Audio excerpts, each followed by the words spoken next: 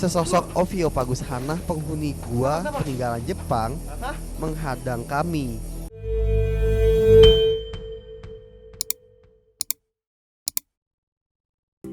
Berada pada ketinggian 680 hingga 1200 meter di atas permukaan laut, kota wisata Batu, Jawa Timur telah menjadi tujuan wisata sejak awal abad 19.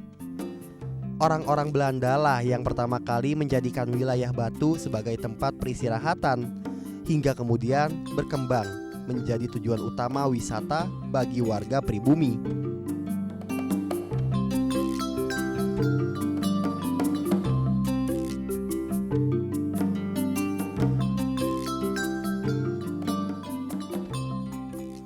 Untuk melihat kota Batu dari sisi lain, bersama teman-teman komunitas motor trail, saya berencana menjelajah bagian demi bagian hutan lereng pegunungan yang mengelilingi kota dingin ini. Salah satu tujuan saya yaitu sumber air berantas di lereng Gunung Arjuno. Nah pemirsa, siang ini Panji bersama teman-teman dari KWB akan mencoba untuk berpetualang ya Pak ya, melintasi trek-trek yang ekstrim di daerah Kota Batu. Nah Pak, sekarang kita akan kemana dulu nih Pak awalnya? Kita akan menuju ke lereng Gunung Arjuno.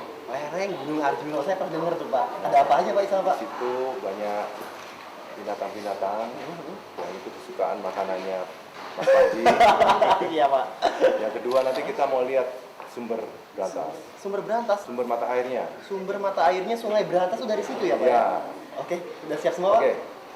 Kita jalan sekarang ya? Ya. Oke, ayo Pak. Oke.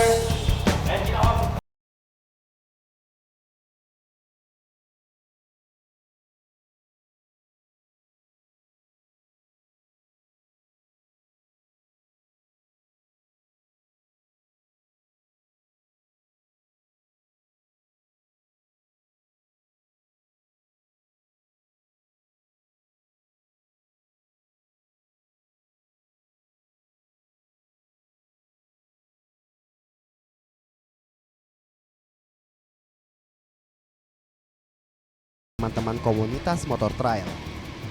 Begitu juga dengan jalanan kota. Satu demi satu tanjakan dan turunan kami lewati sebelum masuk kawasan hutan lereng gunung.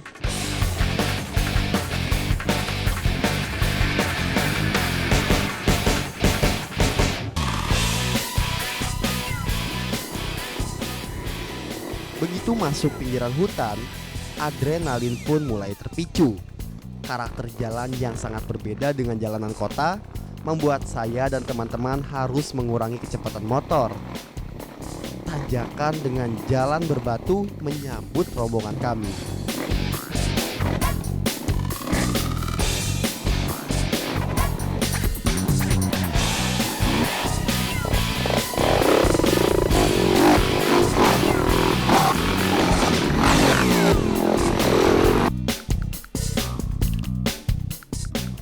Aliran sungai dari berbagai mata air di pegunungan yang mengelilingi kota Batu menjadi lintasan yang harus kami lalui. Beruntung, air yang tidak begitu deras mempermudah laju motor. Namun demikian, saya dan teman-teman harus memotong arus air secara diagonal agar memudahkan kami melintasinya. Rupanya tidak hanya satu aliran sungai saja yang harus kami lintasi untuk menuju ke kawasan lereng gunung.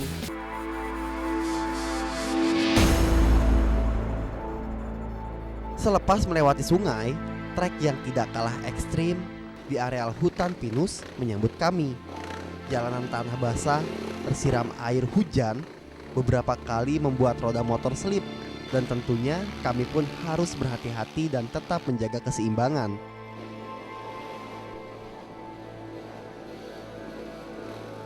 Istirahat menjadi pilihan kami untuk saat ini. Tenaga yang mulai terkuras dan mesin motor yang mulai panas mengharuskan saya dan teman-teman terhenti sejenak sambil menikmati udara segar pegunungan. Ini semua kelelahan karena seharian ini kita udah terabas hutan dan mencoba trek-trek yang memang ekstrim banget ya. Trek yang tidak biasa dilewati oleh kendaraan biasa. Dan sekarang kita istirahat dulu di sini. sambil minum-minum dulu kali ya Pak ya. Seekor ular kayu yang sedang beraktivitas di pohon tempat kami beristirahat terlihat oleh salah seorang teman. Kesempatan pertama menyapa satwa penghuni hutan lereng pegunungan pun tidak saya sia-siakan. Hei ular, banjir, ular. Bukan pekerjaan mudah menangkap dan menurunkan ular kayu dari atas pohon.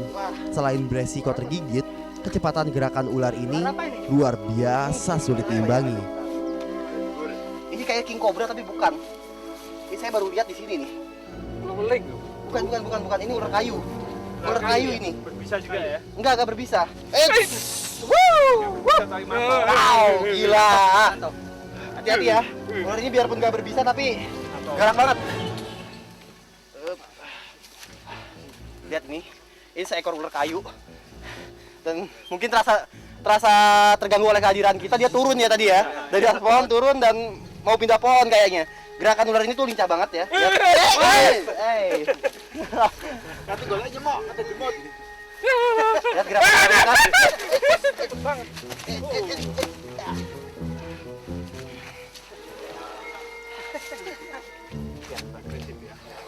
Dia bunyi. Nyembur ya? Nyembur juga ya. Ular yang galak banget. Ular kayu dikenal sebagai ular yang aktif di siang dan malam hari. Makanan kesukaannya yaitu burung. Oleh karena itulah, ia sering terlihat di atas pepohonan. Warnanya yang coklat mirip dengan batang dan ranting kayu memudahkan ular ini berkamuflase saat sedang berburu mangsa. Selain memakan tikus, ular ini juga berburu di atas pohon. Dan dia berburu burung nih. Mulai dari burung emprit, terus burung-burung kicauan yang kayak toet, terus segala macam tuh dia makan nih. Tupai juga dia makan. Ini sukanya di pohon berarti ya? Iya di pohon. Dan kenapa ular ini disebut ular kayu? Coba dipegang. Badannya tuh agak keras. Nah, agak keras. Beda sama king cobra tadi, badannya lunak. Kalau ini tuh agak keras. Jangan dari situ mas. Iya.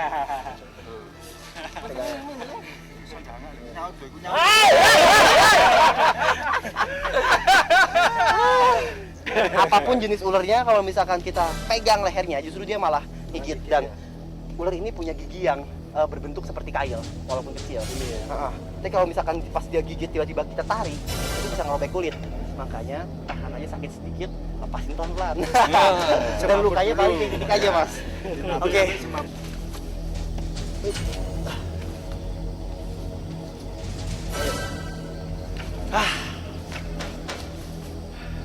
Dia naik lagi ke atas pohon. Senang banget disambarin lagi ularnya ke atas pohon. Mantap ya. Kita lanjut. Ya, Oke, kita masih jauh kan tujuannya masih apa? berberantas. Medan naik turun dan berbatu langsung menyambut saya dan teman-teman saat memasuki areal hutan lereng gunung yang mengelilingi kota Batu. Konsentrasi dan kehati-hatian sangat diperlukan bagi pengendara motor trail untuk menghadapi medan seperti ini. Karena jika salah perhitungan bisa fatal akibatnya.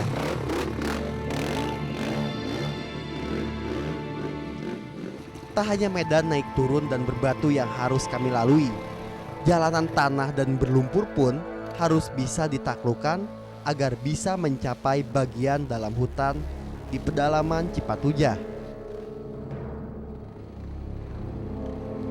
Kondisi medan ekstrim benar-benar memberikan tantangan yang sangat sulit untuk ditaklukkan. Ini dikarenakan trek yang harus kami lewati sangat licin akibat guyuran air hujan. Kekuatan dan kerjasama tim sangat dibutuhkan dalam kondisi seperti ini.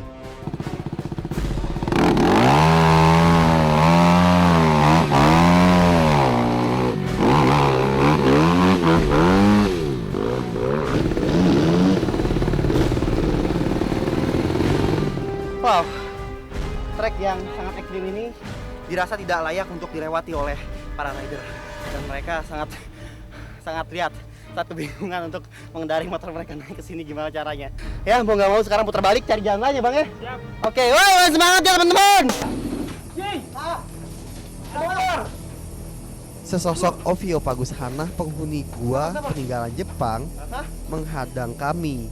King Cobra yang satu ini rupanya terusik dengan kedatangan saya dan teman-teman. Penghuni gua nih, Mas.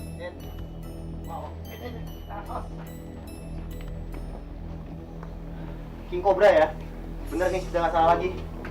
Aduh, untung aja kawan panjang satu ini nggak apa-apa nih.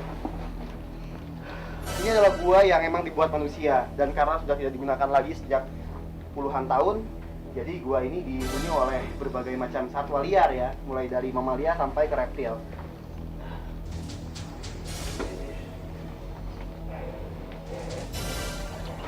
Serangan dan gertakan dari sang predator menandakan ia tak senang saya dekati. Keberadaan saya di dekat King Cobra bisa dianggap mengganggu karena telah memasuki teritorialnya. Lihat, ular ini gemuk banget ya. Badannya gemuk dan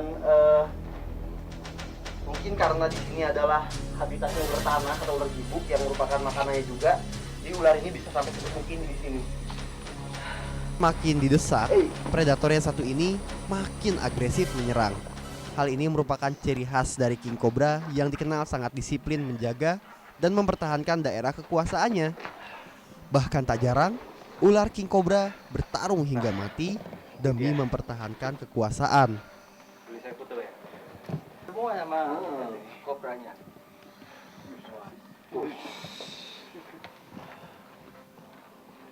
Meskipun kelihatan jinak, tapi lihat ini.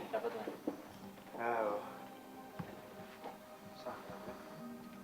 Luar biasa nih. Ini ular yang emang. Ini umur berapa tahun kira-kira? Ini paling 3 tahunan, Mas.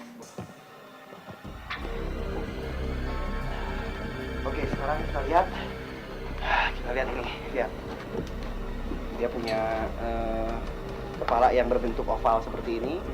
Terus matanya bulat, dan ini ular ini tuh matanya beda sama ular lain yang agak rabun. Ular ini tuh agak bagus penglihatannya. Ini kita lihat ya racun dari King Cobra ini. Dia punya racun ini sedikit aja. Saya keluarin racunnya. Ini kantung bisa nih. Dia punya 2 kantung bisa di pipinya ini. Sekarang saya coba untuk keluarin. Saya tekan kantung bisanya, ini keluar racunnya. Oh iya. Racunnya warnanya kuning. Kuning. Dan lebih kuat dari racun kobra biasa karena jumlahnya lebih banyak. Oke, yaudah, sekarang waktunya lepas aja. Biar ular ini jalan, dia biar cari lubang atau rumah untuk bersembunyi karena emang ini habitatnya ya. Dia. Wow. Mantep, Pak. Nah, pemirsa, setelah tadi udah berpetualang, menerabas sungai, terus melewati jalan yang becek sampai kita agak-agak slip juga tadi ya, Pak ya. Kita udah sampai di mana nih, Pak? Ini Arboretum. Arboretum. Ya, itu tempat sumber mata air daripada Sungai Delta.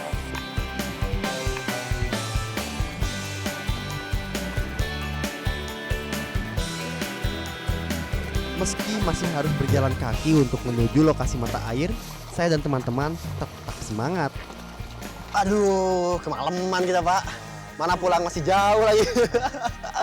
Seru, tapi seru. Keren nih. Pak, tunggu lo. Tunggu, Pak. Geng, Pak.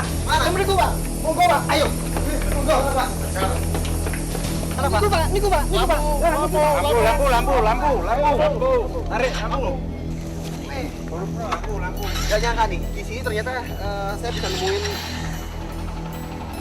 2 ekor ya. Ini 2 ekor ular belang, ular yang cukup mematikan. Dia punya racun neurotoksin yang sangat beracun. Kebanyakan ular beracun biasanya nggak seberapa ini ya, nggak seberapa agresif. Gerakannya hanya patah-patah kayak gini. Nih. Kayaknya ini lagi kawin nih, Pak. Oh iya. Nah, lagi kawin kayaknya. Jadi karena ini adalah ular yang makan ular lain. Lihat, ular ini gede banget. Biasanya kalau misalnya, awas Pak, kaki Pak, hati-hati Pak. Ini racunnya 6 kali lipat dibanding kobra. Sekarang saya mau coba tangkap dulu. Saya harus agak hati-hati nih. Masalahnya biar jinak. Ini benar-benar sangat agresif. Wow.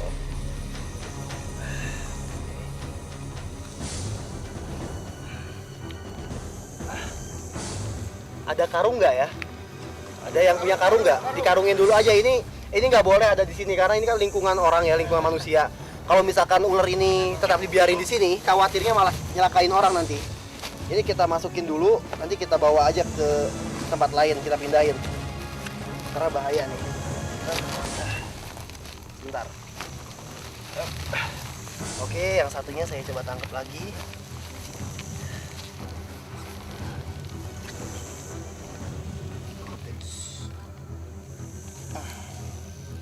Oke, ada yang mau lihat ya? Dari dekat. Coba tolong dipegang badannya, Pak. Nah, ciri-ciri ular yang memiliki racun mematikan itu adalah ular ini nggak seberapa agresif. Dia memiliki warna belang-belang hitam kecoklat-coklatan. Sebenarnya bukan ke putih ya, belangnya itu hitam ke coklat kayak gini. Terus lihat juga bagian giginya, ular belang. Dia punya gigi taring tuh di depan, cuma taringnya kecil banget. Nih, kelihatan nggak taringnya? Kecil, tumpul. Tuh kan, ini ada taringnya. Jadi ular yang memiliki taring depan itu biasanya rata-rata ularnya tuh racunnya cukup mematikan, Pak. Harus agak hati-hati nanganin ular yang ini. Cairan-cairan yang kayak ludah ini tuh racun ini. Nah, oke siap. Ayo ini kita masukin lagi ya. Hati-hati itu keluar yang satunya. Ini kita masukin buat dia punya habitat baru. Jangan di sini karena kalau di sini bahaya nih. Ayo Pak, kita langsung ke kota Pak. Ayo, ayo.